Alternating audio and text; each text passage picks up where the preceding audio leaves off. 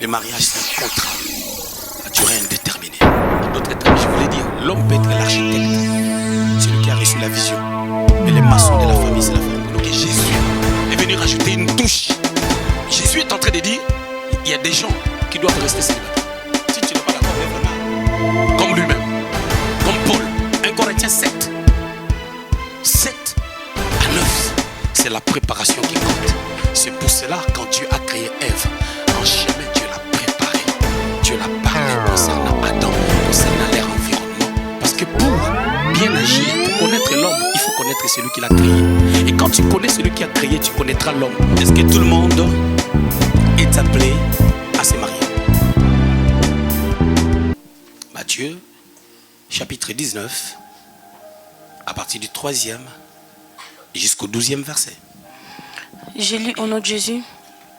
Les pharisiens l'abordèrent et dirent, pour l'éprouver, est-il permis à un homme de répudier sa femme pour un motif quelconque? Il répondit, n'avez-vous pas lu que le Créateur au commencement fit l'homme et la femme? Et qu'il dit, c'est pourquoi l'homme quittera son père et sa mère et s'attachera à sa femme, et les deux deviendront une seule chair. Ainsi, ils ne sont plus deux, mais ils sont une seule chair. Que l'homme donc ne sépare pas ce que Dieu a joint. Pourquoi donc lui dirent-ils? Moïse a-t-il prescrit de donner à la femme une lettre de divorce et de la répudier? Et il répondit, c'est à cause de la dureté de votre cœur que Moïse vous a permis de répudier vos femmes. Au commencement, il n'en était pas ainsi. Mais je vous dis que c'est lui qui répudie sa femme, sauf pour infidélité, et qui en épouse une autre commet un adultère. Ses disciples lui dirent, si telle est la condition de l'homme à l'égard de la femme, il n'est pas avantageux de se marier. Il a répondu, tous ne comprennent pas cette parole, mais celle à qui cela est donné. Car il y a des eunuques qui le sont de le ventre de leur mère. Il y en a qui le sont devenus par les hommes et il y en a qui se sont rendus eux-mêmes eunuques à cause du royaume de cieux. Celui qui peut comprendre, comprenne. Que celui qui peut comprendre, comprenne. Amen. Au fait, je voulais qu'on lise tous les textes pour essayer d'entrer dans les contextes. Mais notre pensée se repose sur le verset 12, c'est-à-dire les derniers versets qu'on a lus. Car il y a des eunuques qui le sont de le ventre de leur mère. Il y en a qui le sont devenus par les hommes. Et il y en a qui se sont rendus eux-mêmes eunuques à cause du royaume des cieux. Que celui qui peut comprendre, comprenne. Vous savez, généralement, nous avons je donne souvent des thèmes un peu bizarres qui amènent les gens à réfléchir. Ça, c'est ma particularité ou ma méthodologie. Est-ce que tout le monde est appelé à se marier? Aujourd'hui, c'est la réunion des familles. Nous allons, après ces messages, nous allons faire en sorte que nous puissions parler pendant 50 minutes ou tout au plus 1 heure. Je vais parler pendant 25 minutes à peu près. Elle va parler aussi et puis on va permettre aux gens de poser des questions. Nous essayons de faire en sorte que l'Église soit préparée pour le retour du Seigneur. Alors l'Église a besoin d'être véritablement enseignée. Amen. Est-ce que tout le monde est appelé à se marier? 4 raisons. Pourquoi ou quel est le but de cet enseignement? La première des choses que je dirais, nous faisons en sorte que nous puissions enseigner ces choses pour permettre à l'Église d'être préparée aussi sur les choses de la vie. Parce que des fois, les chrétiens sont trop spirituels, ils parlent en langue, ils le prient, ils chassent des démons, ils espèrent même que les sorciers de leur famille puissent mourir demain. Ce sera un grand plaisir pour eux. Mais par contre, il y a certaines choses que nous avons besoin. Et lorsque nous n'avons pas d'équilibre dans ces choses, même notre spiritualité tombe en défaillance. Deuxième raison, nous parlons du mariage maintenant dans nos cultes, juste parce que les gens ne parlent du mariage que le jour où un frère ou une sœur s'est marié à l'église. Pendant que, par les mariages, nous avons la famille. Et sans le mariage, il n'y a pas la famille. Si on ne se marie pas bien, il n'y aura pas une bonne famille. Raison pour laquelle nous avions jugé bon de pouvoir partager ces choses à l'église. Vulgariser ces messages pour permettre à tout le monde de pouvoir être édifié. Troisième raison, nous enseignons ces choses. Pourquoi? Parce que l'auditoire est mixé. Nous n'avons pas seulement ceux-là qui sont mariés. On a aussi des jeunes qui ont besoin d'apprendre ces choses de leur jeunesse pour leur permettre d'avoir une maturité. Pour eux, ça sera des connaissances qu'ils vont avoir, qui vont leur permettre dans 2 ans, dans 3 ans, dans 5 ans, peut-être dans 10 ans, de pouvoir être équilibrés dans leur mariage. Pour ceux-là qui sont déjà dans les mariages comme nous, ça nous permet de pouvoir faire mieux, arranger certaines choses qui sont en déséquilibre dans nos familles, dans nos foyers, et pour s'attacher à ce que la parole de Dieu a dit. Pour ceux-là qui ont dépassé le stade d'être mariés ou d'être avec quelqu'un, le veuf ou les personnes à un certain âge, ils sont restés seuls ou elles sont restées seules, elles ne peuvent plus se marier. Ils ne peuvent plus se marier pour des raisons X ou Y, des raisons que nous ignorons. Ça peut leur servir des connaissances pour aider les jeunes gens, pour aider les autres, pour aider ceux-là qui sont dans le mariage. Pourquoi? Parce que nous sommes sauvés pour sauver les gens. Ce qui veut dire être un sacrificateur n'est pas seulement le fait de pouvoir vivre une vie avec Dieu pour soi-même, mais c'est aussi recevoir et transmettre aux autres. Quatrième raison, pourquoi nous enseignons ces choses? C'est parce que Jésus en avait parlé, et les apôtres aussi. La Bible déclare dans Ephésiens chapitre 2 au verset 20, nous sommes édifiés par les fondements des apôtres et des prophètes, et Jésus-Christ, la pierre angulaire. Si Jésus l'a parlé, nous devons le parler. Et pire encore, quand le Seigneur a parlé de ces choses, ce n'était pas dans un auditoire spécial. Ce n'est pas que le Seigneur avait pris seulement le marié, il le parle. Et l'apôtre Paul parle de ces choses dans l'épître aux Corinthiens. Vous devez comprendre que l'épître aux Corinthiens, c'est une lettre. 1 Corinthien est la deuxième lettre que l'église de Corinthe avait reçue. Et 2 Corinthiens, c'est la troisième lettre. Ce qui veut dire que cette lettre a été lue à toute l'église. Donc, si Paul, celui qui nous permet de comprendre un peu comment vivre dans le christianisme, a parlé de ces choses, il est important que nous puissions parler de ces choses dans nos églises. Matthieu chapitre 19, 3 à 12. J'ai pris comme pensée, est-ce que tout le monde est appelé à se marier? C'est une question. Est-ce qu'il est obligatoire de se marier? Que dit la parole de Dieu? Je vais présenter 3 portraits. Je vais dire ce que Dieu a dit. Je vais dire ce que Jésus a dit. Et je vais dire ce que Paul a dit. Et nous allons voir ensemble jusqu'où ça nous amène. Qu'est-ce que la Bible dit? Qu'est-ce que Dieu a dit? Dans Genèse au chapitre 2, je crois, verset 18, Dieu est en train de dire qu'il n'est pas bon que l'homme soit seul. C'est la pensée que le Seigneur a reprise dans le texte qu'on vient de lire. Il dit, il n'est pas bon que l'homme soit seul. Je le ferai une aide semblable. Mais la pensée de Dieu concernant les mariages n'était pas un ordre. Il n'ordonne pas. Il dit, il n'est pas bon que l'homme soit seul. Il n'est pas bon. C'est un souhait de Dieu. Et ce souhait de Dieu était lié à certaines vérités, à certaines choses qui sont importantes dans la vie. La première des choses, c'est par rapport à la multiplication. Genèse 2, au verset 28, la Bible dit, Dieu les a bénis, il a dit, soyez féconds et multipliez-vous.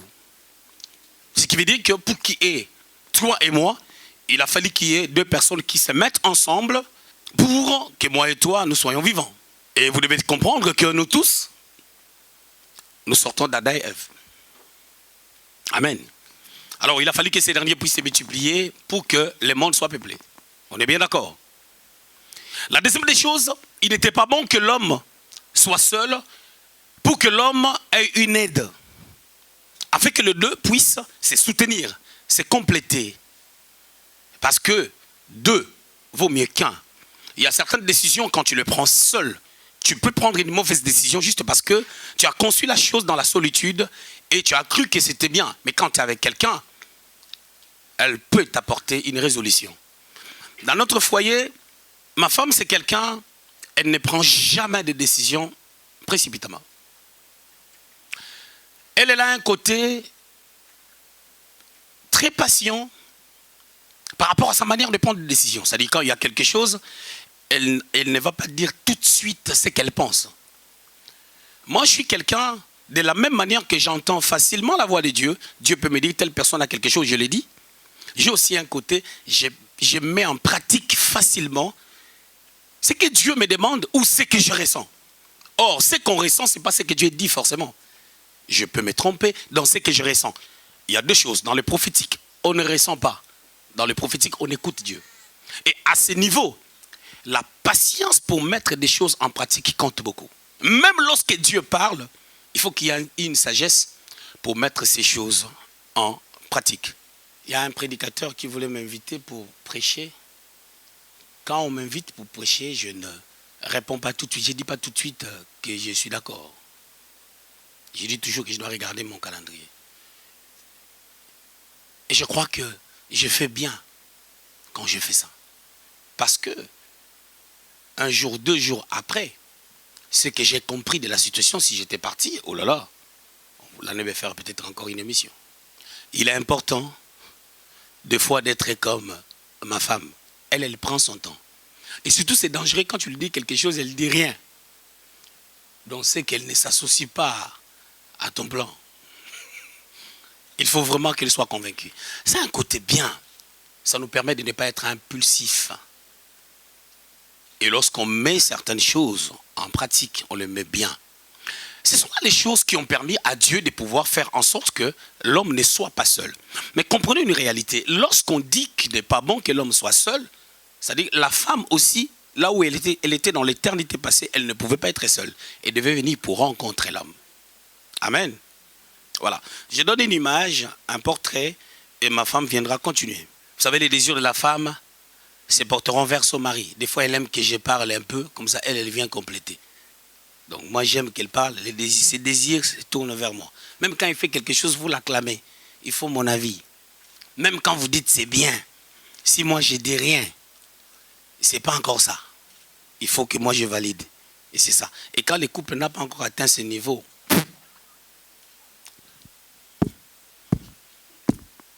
là, vraiment, il faut que les désirs de la femme se portent vers son mari. Vous pouvez dire si maman c'était bien, c'est bien. Il faut que moi je parle. Des fois je suis en Angleterre et je dois valider. Voilà. Il n'est pas bon que l'homme soit seul. Ça c'est la pensée de Dieu. C'est Dieu qui dit. Mais c'est un souhait. Vous savez, dans la Bible, il y a des choses que le Seigneur a ordonné qu'on puisse le faire. Ce n'est pas seulement dans l'Ancienne Alliance. Beaucoup de personnes croient que c'est dans l'Ancienne Alliance que Dieu nous ordonne de faire des choses. Mais je crois que ce n'est pas vraiment ça. Pourquoi? Dans Galates, au chapitre 5, au verset 16, la Bible dit « Ainsi donc, marchez selon l'esprit et vous n'accomplirez pas les désirs de la chair. » C'est un ordre. Parce que le verbe a été utilisé à l'impératif. Et quand on parle à l'impératif, c'est un ordre. Marchez selon l'esprit et vous n'accomplirez pas les désirs de la chair. Il n'est pas bon que l'homme soit seul. Ça, c'est un souhait. Il désire. Amen. Bon, dites-moi, si Adam avait dit non, Dieu, moi, je vais rester seul. Il n'allait pas voir la multiplication. Alors, pour Adam, c'était un ordre. Mais je ne pense pas pour toi. Nous allons le comprendre après. Maintenant, Jésus, dans les textes qu'on a lus, on lui pose une série de questions. Les textes qu'on a lus, si vous rentrez bien dans son contexte, vous allez comprendre que Jésus, au verset 12, il donne une réponse contradictoire, qui paraît contradictoire par rapport à ce qu'on était en train de dire avant. La Bible dit au verset 3 que les pharisiens l'abordèrent et dirent pour l'éprouver. C'est-à-dire, ce message était vulgarisé. Les disciples étaient là, Jésus était là, tous les gens qui le suivaient étaient là. Et puis, il y avait aussi le pharisien. En d'autres termes, il y avait du monde. C'est-à-dire, on ne peut pas caser ces messages pour en parler qu'aux personnes qui veulent se marier. Non. Tout le monde a besoin d'être enseigné, comme je le disais au début. Alors, on lui pose une série de questions pour l'éprouver. On commence par dire, est-ce qu'il est permis à un homme de répudier sa femme? En fait, ces gens-là avaient déjà un cœur qui n'était pas bien. Dans leur tête, ils avaient déjà des deuxièmes regards par rapport à certaines personnes. Et là, nous voyons dans les contextes que ce sont des hommes qui parlent par rapport à ce qu'ils peuvent prendre comme décision à l'égard des femmes. Est-ce qu'il est permis à un homme de répudier sa femme? Pourquoi? Parce que Moïse les avait dit de donner la lettre de divorce. Et Jésus répond, vous savez, on voulait vraiment l'éprouver. Hein? Parce que Moïse, c'est un piège. Parce que Moïse, c'est vous qui l'avez envoyé, c'est toi et ton père. D'ailleurs, toi, tu dis que tu es le fils de Dieu. Si tu dis que tu es le fils de Dieu, c'est toi et ton père Dieu qui avez envoyé Moïse. Alors, si Moïse était serviteur de Dieu, il nous a dit de donner la lettre de divorce. Ce qui veut dire que les mariages peuvent se casser. Jésus dira que personne ne peut répudier sa femme si ce n'est pour cause d'infidélité. C'est ce qui veut dire, si la femme est infidèle, on peut la répudier. Au cas contraire, on ne peut pas le faire. Mais si quelqu'un, sa femme est infidèle, il prend la décision de pardonner à sa femme, ça n'engage que lui. Mais on est bien d'accord. Si la personne dit, moi je pardonne ma femme parce que Dieu m'a dit, c'est pas un problème. Mais la plus grande question que moi je me pose, pourquoi c'est l'homme qui doit répudier sa femme et la femme ne peut pas répudier l'homme à cause d'infidélité? Écoutez, quand on parlait de ces choses, vous devez comprendre que la femme était vraiment au bas de l'échelle, rabaissée parce qu'on était sous la loi. D'ailleurs, quand on parle de 5000 personnes qui ont mangé les pains, on n'a pas compté les femmes.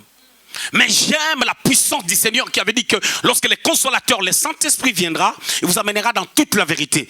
Et les jours de la Pentecôte, les 120 personnes qui étaient là, il y avait aussi Marie, la mère de Jésus, il y avait aussi d'autres femmes qui étaient là. Et quand le Saint-Esprit était descendu, il n'y avait pas un Saint-Esprit féminin, il n'y avait pas un Saint-Esprit masculin, mais c'était le Saint-Esprit de Dieu, l'Esprit du Dieu vivant qui a affecté toute chair. Parce que Joël avait dit dans Joël 2, 28 que je répandrai de mon esprit sur toute chair. Le Saint-Esprit devait descendre pour mettre l'homme et la femme à l'égalité afin que les choses ne soient plus comme selon la loi. C'est pour cela. La femme qu'on a attrapée dans un lit d'adultère, en flagrant délit d'adultère, on l'a amenée devant Jésus. Cette femme-là est avec un homme. Où était cet homme?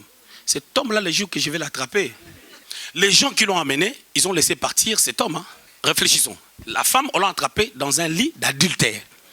Si elle était sortie avec un homme célibataire, c'est que cet homme avait pris la femme de quelqu'un. Si cet homme était marié, cet homme avait doublement péché à l'égard de sa femme. Et puis, parce qu'il a pris aussi la femme de quelqu'un. Pourquoi Jésus avait dit, qui parmi vous n'a jamais péché?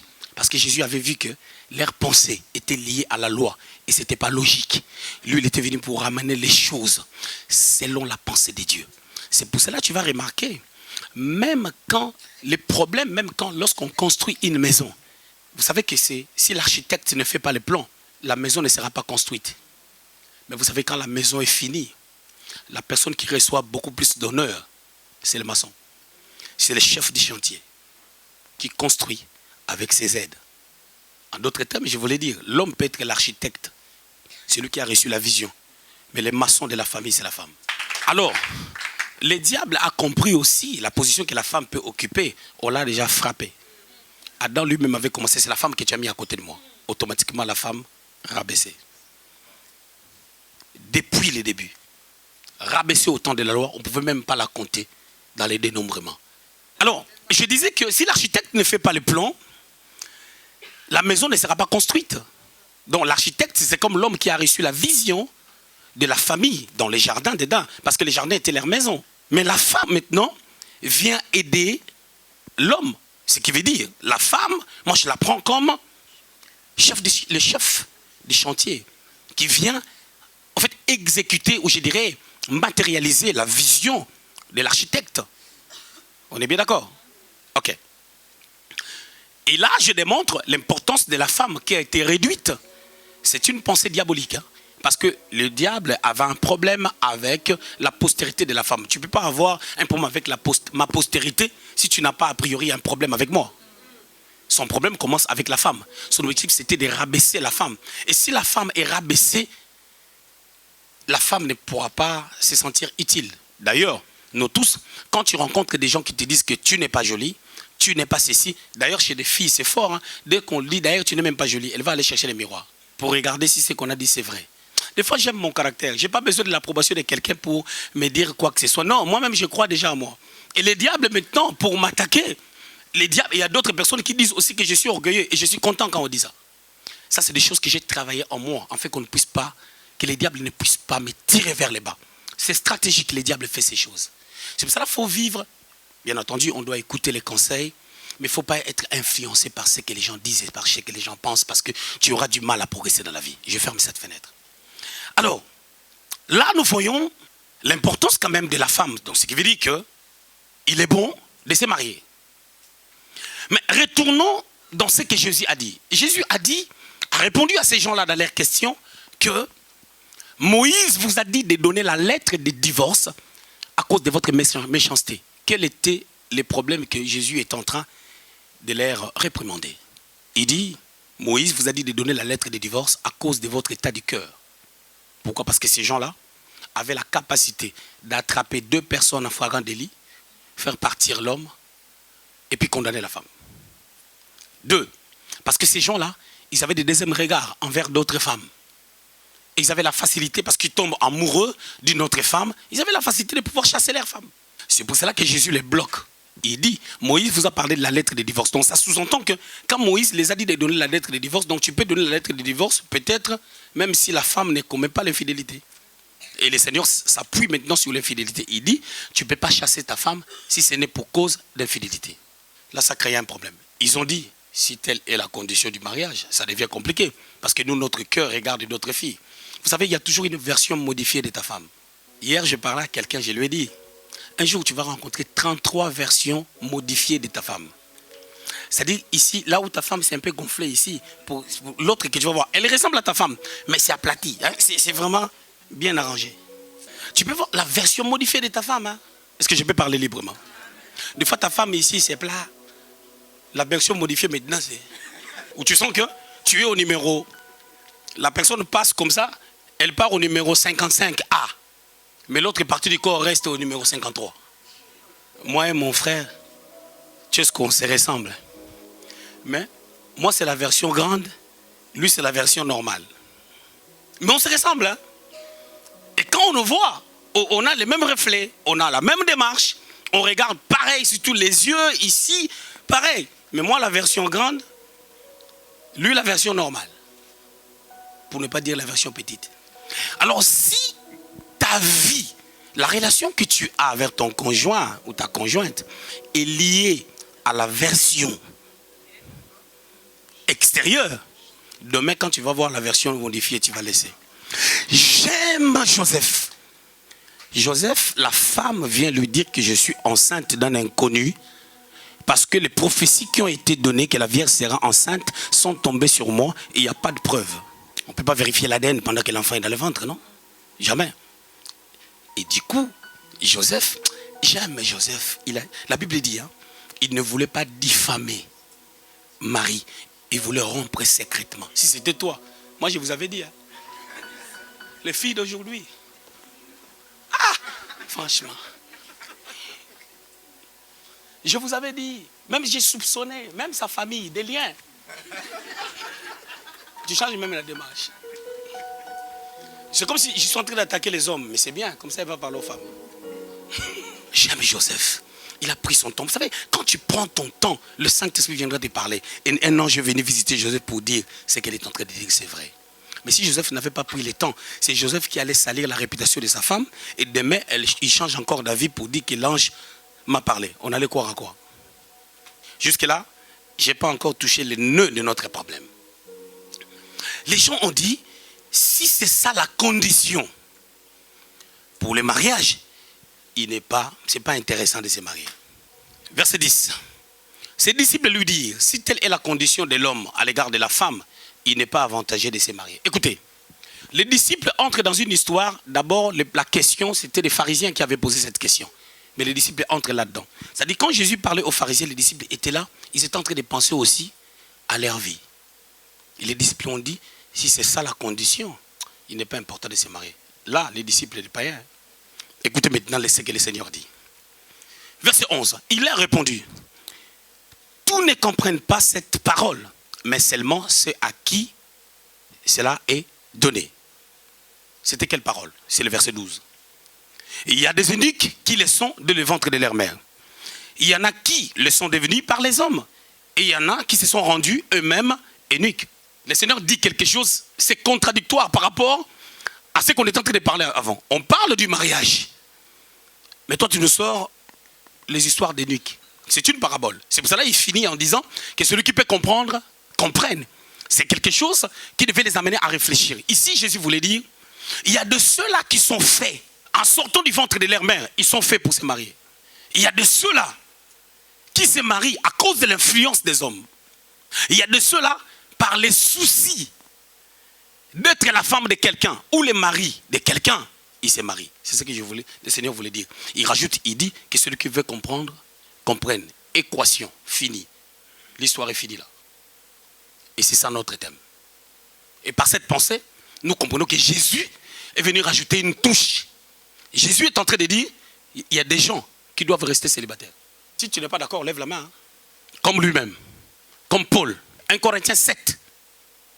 7 à 9. Je voudrais que tous les hommes soient comme moi.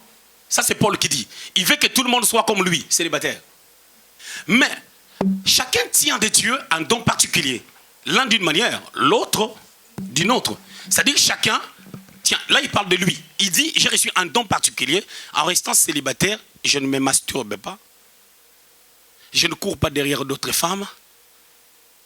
Je cours non pas battant dans l'air, mais je cours pour atteindre un but. Je sais le prix de la vocation céleste. Et je marche avec Dieu. D'ailleurs, il est dit à Timothée, j'ai fini ma course. Je sers de libation. Le temps de partir est là.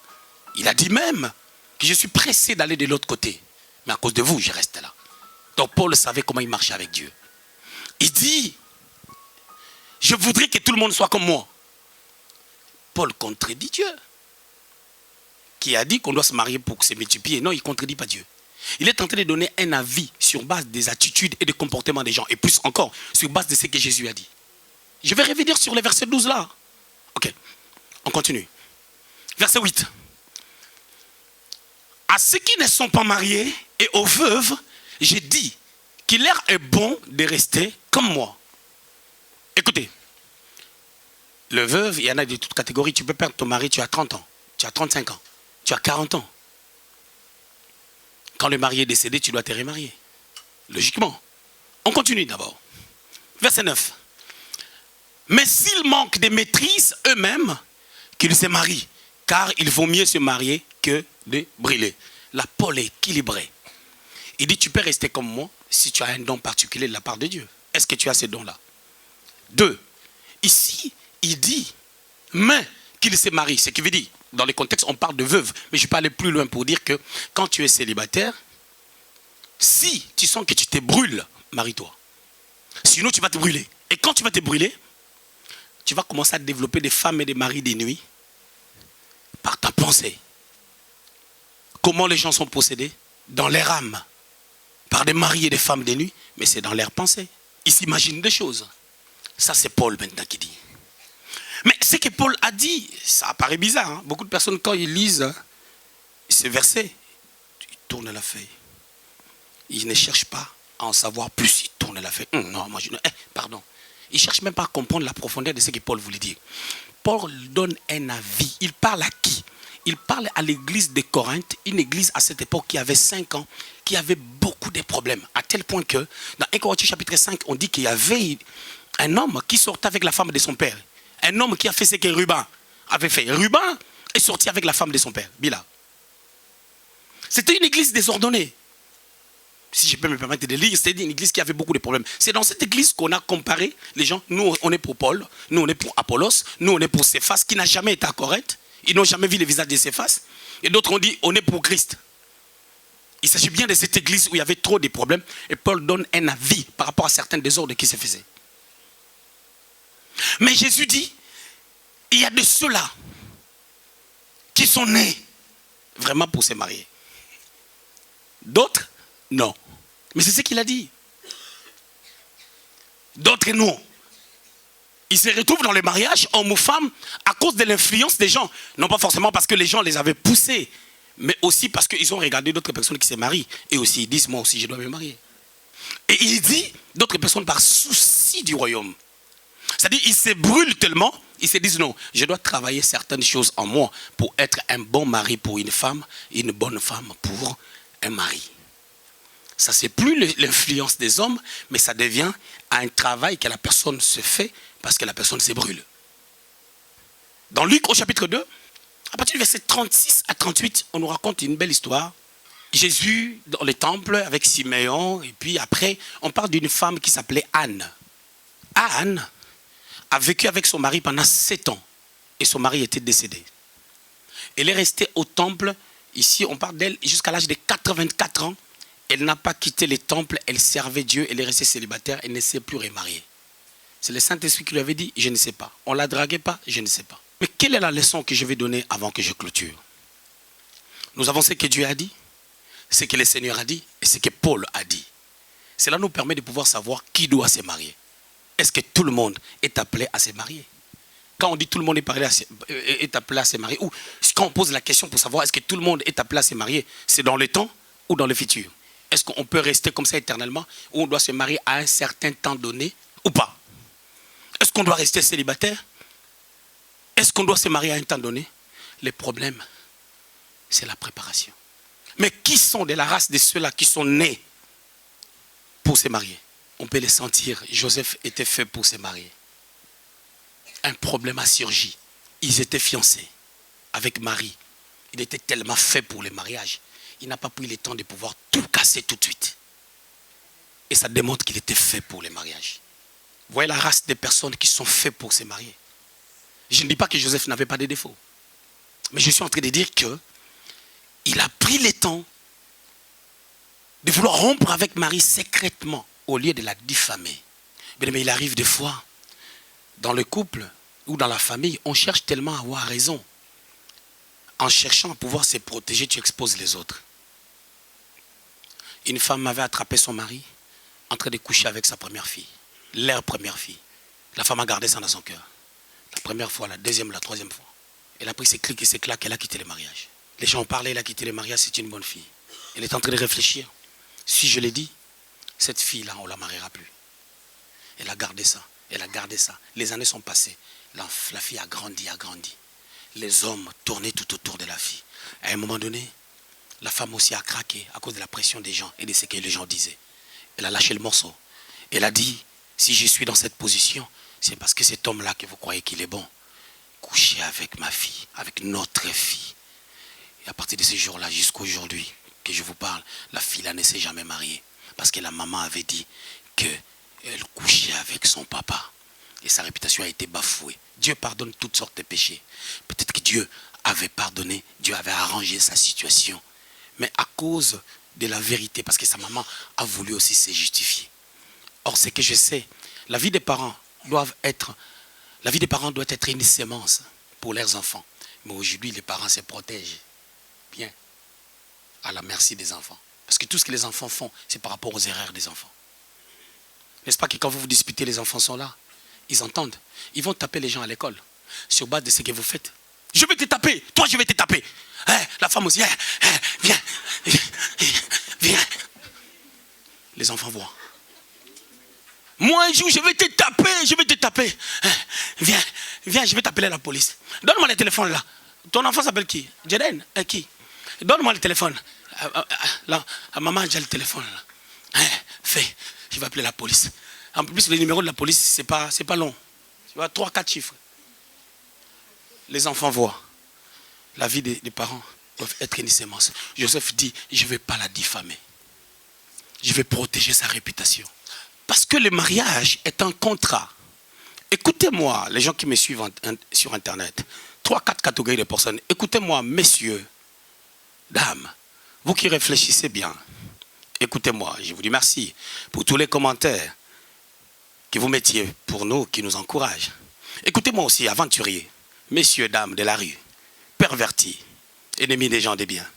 Le mariage, c'est un contrat à durée indéterminée. Je suis intellectuel. Je sais, je connais la valeur des mots. Ne tergiversez pas l'essence des choses dans le but de pouvoir protéger votre position égarée. Quand nous partons à la mairie, nous signons. Et déjà parce que nous signons, c'est un contrat que nous signons à durée indéterminée. Et quand on s'engage, on doit savoir je suis qui.